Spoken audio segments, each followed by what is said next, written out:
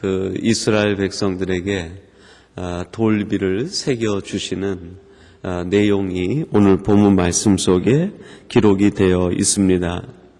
오늘 말씀 1절에 보면 이렇게 시작이 됩니다. 여호와께서 모세에게 이르시되 너는 돌판 둘을 처음 것과 같이 깎아 만들라. 내가 깨뜨린 바 처음 판에 있던 말을 내가 그 판에 쓰리니, 그렇게 말씀합니다. 여러분이 1절 말씀이 마치 우리 인생을 묘사하고 있는 것 같지 않습니까? 여호와께서 모세에게 이르시되, 이 세상에 보면 그 두 종류의 그 삶을 사는 사람들이 있는 것 같아요. 하나는 여호와의 말씀으로부터 시작되는 인생을 사는 사람이 있습니다. 여호와께서 모세에게 일러 가라사대, 하나님의 음성을 듣고 하나님의 말씀을 듣고 그의 인생을 시작하고 출발하는 삶이 있죠. 그리고 또 한 부류의 인생이 있다고 볼 수 있는데, 하나님의 말씀을 듣지 않고 외면한 채 살아가는 인생입니다. 하나님의 음성을 듣고 하나님의 말씀을 듣고 살아가는 삶이 얼마나 행복하고 복될 것인가 하는 것을 우리가 미루어 짐작하게 됩니다. 그 다음에 보면 너는 돌판 둘을 처음 것과 같이 깎아 만들라 그랬습니다. 삶의 과정이 힘들고 어렵지만 하나님의 말씀을 돌비처럼 깎아 만드는 삶을 살아가는 사람이 있습니다. 오직 하나님의 말씀을 말씀되게 하고 그 말씀 중심으로 그 말씀을 새기며 살아가는 사람이 있죠. 하나님의 말씀을 듣는 것도 아주 가치가 있고 중요한 일인데, 그거보다 더 가치 있는 일이 무엇이겠습니까? 그 말씀을 자기 마음에다 새기며 자기 마음을 하나님의 말씀대로 만들어가면서 사는 사람이 있습니다. 오늘 우리는 어디까지 하나님의 말씀에 영향을 받고 살아가고 있는지 한번 돌아봐야 될 것 같아요. 하나님의 말씀을 외면하는 사람보다 하나님의 말씀을 듣는 사람, 아주 귀한 사람입니다. 근데 하나님의 말씀을 듣는 것보다 더 귀한 사람이 있는데, 그 말씀대로 자기를 깎아가며 살아가는 사람이 있습니다. 그 말씀대로 자기 자신을 새롭게 지어가며 살아가는 사람들이 있다는 것이죠.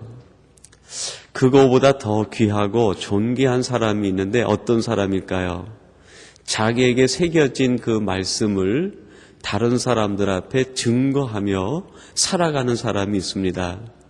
자기 자신을 하나님의 말씀대로 지어가고 형상화시켜 살아가는 것도 아주 귀한 일이죠.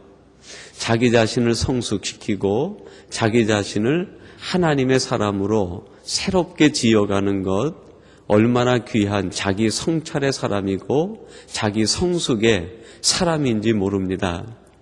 그러나 그것이 하나님께서 말씀을 주시는 마지막 목적이 아니라, 새롭게 새겨진 내 모습을 통해서 세상 사람들에게 나를 증거하라, 하나님을 증거하는 사람, 그것이 우리 크리스찬들에게 있어서, 믿는 자들에게 있어서 하나님의 말씀과의 관계의 최종적인 모습 아니겠습니까? 오늘 우리들은 어떤 모습까지 와 있는지 한번 우리 자신을 스스로 한번 점검해 봐야 될 것 같습니다. 하나님의 말씀을 듣는 자리, 그 말씀이 나를 강권적으로 지배해서 그 말씀이 나를 형상화해 나가는 자리, 거기에 그치는 것이 아니라 하나님의 형상화된 그 모습을 통해서 세상에서 하나님을 증거하는 단계까지 이른 사람. 하나님께서 모세에게 다시 한번 돌을 가지고 올라와서 그 모습까지 만들어 이스라엘 백성들에게 그 돌비를 전달해 주게 됩니다. 그 과정에서 모세는 놀라운 것을 경험하는데, 첫 번째는 하나님의 임재를 경험합니다. 하나님의 임재를 경험하면서 모세가 깨달은 것은 하나님의 마음을 깨닫게 됩니다. 이스라엘 백성들을 향하신 하나님의 마음, 자기를 향한 하나님의 마음을 알게 되었죠. 그 하나님의 임재 앞에서 모세가 취한 행동이 무엇입니까? 8절에 보니까 이렇게 행동을 취합니다. 모세가 급히 땅에 엎드려 경배하며 그랬습니다. 하나님의 임재를 경험하자마자 모세는 땅에 엎드려 하나님 앞에 자기 자신이 얼마나 미약하고 작은 존재인지를 발견하게 되었습니다. 하나님의 임재를 경험한다는 의미가 무엇일까요? 우리 자신이 얼마나 초라하고 우리 자신이 얼마나 죄되고 우리 자신이 하나님 앞에서 얼마나 미약한 존재인지를 깨닫게 되는 것입니다. 그래서 하나님 앞에 하나님의 임재를 경험한 사람은 스스로 낮아질 수밖에 없고 스스로 겸손해질 수밖에 없고 스스로 하나님 앞에서 죄인임을 고백할 수밖에 없을 것입니다. 이런 임재를 경험한 사람에게 하나님이 주시는 은혜가 있는데 그게 뭡니까? 하나님의 음성을 듣게 하시는 거죠. 이 임재 앞에서 모세는 하나님의 음성을 듣고 그 음성을 돌비에다 새기게 됩니다. 그러니까 모세가 하나님을 경험하게 되는 순서를 오늘 본문을 보면 하나님의 임재를 먼저 경험하고 하나님의 음성을 듣고 그 음성이 돌비에 새겨지게 됩니다. 이런 모세에 비해서 산 아래에 있는 이스라엘 백성들은 하나님의 임재의 경험을 아직 누리지 못했어요. 하나님이 주시는 음성을 아직 듣지 못합니다. 그리고 모세가 새겨진 돌비를 가지고 백성들에게 내려갔을 때 이제는 백성들이 거꾸로 모세가 경험했던 하나님의 임재를 거꾸로 거슬러 가면서 경험하게 됩니다. 이게 무슨 말이냐면 이스라엘 백성들은 하나님께서 모세를 통해 새겨준 돌비를 보면서 돌비를 통해서 무엇을 듣게 됩니까? 하나님의 음성을 듣게 됩니다. 그 음성을 듣는 순간에 이스라엘 백성들이 깨닫게 되고 경험하게 되기를 원하는 하나님의 마음이 무엇일까요? 이 돌비에 새겨진 내 음성을 듣고 내 음성을 듣는 순간에 그 음성에 담겨 있는 내 마음을 너희들이 헤아리면 좋겠다 하는 마음이 담겨 있는 것이죠. 하나님께서는 오늘 우리들에게 두 개의 돌비 대신에 하나님의 말씀인 성경을 주셨습니다. 성경은 어떻게 보면 돌비와 같은 역할이라고 할 수 있겠어요. 성경을 보면서 우리는 하나님의 무엇을 듣습니까? 하나님의 음성을 듣게 됩니다. 성경을 보는 것 얼마나 귀한 일인지 몰라요. 그래서 계시록 1장에 보면 기록된 말씀을 듣고 보는 자가 복이 있다 그랬어요. 하나님의 말씀을 듣고 보는 사람이 얼마나 복된 사람인가. 제가 서두에서도 34장 1절에 여호와께서 모세에게 이르시되 그랬어요. 하나님의 음성을 듣고 사는 인생 얼마나 행복한 삶이고 축복된 인생에 그 걸음으로 들어가는 첫 단계인지 모릅니다. 이 땅에 수많은 사람들이 있지만 그들 가운데 성경을 보고 성경 말씀을 읽고 사는 사람들이 얼마나 되겠습니까? 그 하나님의 말씀을 듣고 보는 것도 은혜고 축복인데 이 말씀을 듣고 보는 순간에 하나님께서 주시는 내게 주시는 음성을 듣는 것, 하나님께서 내 귓가에 속삭이는 음성을 들을 수 있는 사람 얼마나 축복되고 얼마나 큰 은혜 가운데 있는 사람인지 모릅니다. 그러나 여러분, 하나님께서 우리에게 성경을 주신 의도와 목적과 의미가 무엇입니까? 하나님의 음성을 듣는 것으로 끝나는 것이 아니라 하나님의 음성 속에서 내 마음을 헤아리라 하는 것입니다. 아마 우리 부모님들이 그 자녀들을 키워갈 때 여러 자녀들이 여러분에게 있을 텐데요.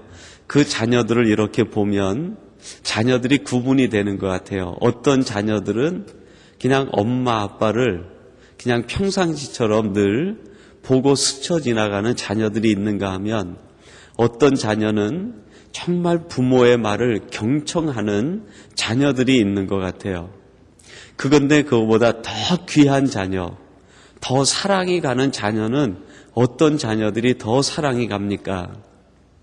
그 부모의 마음을 헤아리는 자녀들, 그 부모의 마음을 아는 자녀, 그 자녀들이 우리 부모들에게 더 귀하게 느껴지고 사랑스럽게 여겨지는 것 아니겠습니까?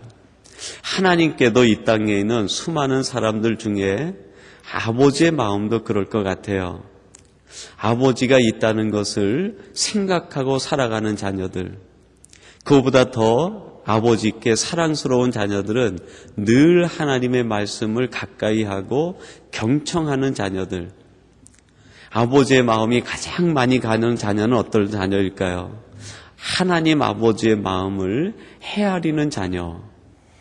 그 자녀들에게 더 큰 마음이 가는 것 아니겠습니까?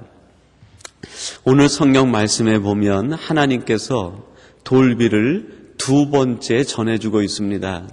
첫 번째 준 돌비를 모세가 깨뜨리게 되고 두 번째 돌비를 주시게 되죠. 모세가 실수를 한 것인지 또 어떤 과정인지 우리가 신학적으로 그 과정을 살펴볼 필요가 있겠지만 두 번째 돌비를 주셨다는 게 아주 큰 의미가 있습니다. 두 번째 돌비를 주었다는 것은 강조의 의미가 있어요. 그리고 절대적이라는 의미가 있고 세 번째는 다시는 기회가 없다 그런 뜻이 있습니다. 한 번 돌비를 주시고 그것이 깨뜨려진 다음에 두 번째 돌비를 하나님이 모세와 이스라엘 백성들에게 주셨을 때 아버지의 마음은 어떤 마음일까요? 강조하는 의미가 있죠. 너희들은 이 말씀을 쫓아 살아야 된다. 어떠한 경우가 있어도 너희들은 이 말씀대로 살아야 된다. 그리고 그것이 절대적인 의미가 있어요. 만약에 하나님께서 절대적인 의미가 없다고 하면 두 번째 돌비를 새겨서 주실 까닭이 없는 것이요. 깨뜨려졌으면 깨뜨려진 대로 방치해도 될 텐데 두 번째 돌비를 준 것은 이것이 우리 인생에게 절대적으로 필요하다고 하는 의미가 있습니다. 이것이 없으면 너희들은 죽는다는 것이죠. 두 번째 돌비를 우리에게 주신 것은 우리의 생명이 어디에 절대적으로 의존되어 있는가? 아버지의 마음을 헤아리고 아버지의 말씀을 듣는데 절대적으로 의존되어 있다는 것입니다. 아버지의 말씀을 우리에게 두 번째 주신 이 의미 가운데 세 번째 담겨있는 의미가 있는데 그것은 무엇입니까? 종말론적인 의미가 있습니다. 이 말씀을 놓치는 사람은 다시는 기회가 없다는 것이죠. 한 번 기회를 상실했다 하더라도 두 번째 하나님이 주신 이 기회를 놓치게 되면 우리에겐 영원한 기회가 없다는 것입니다.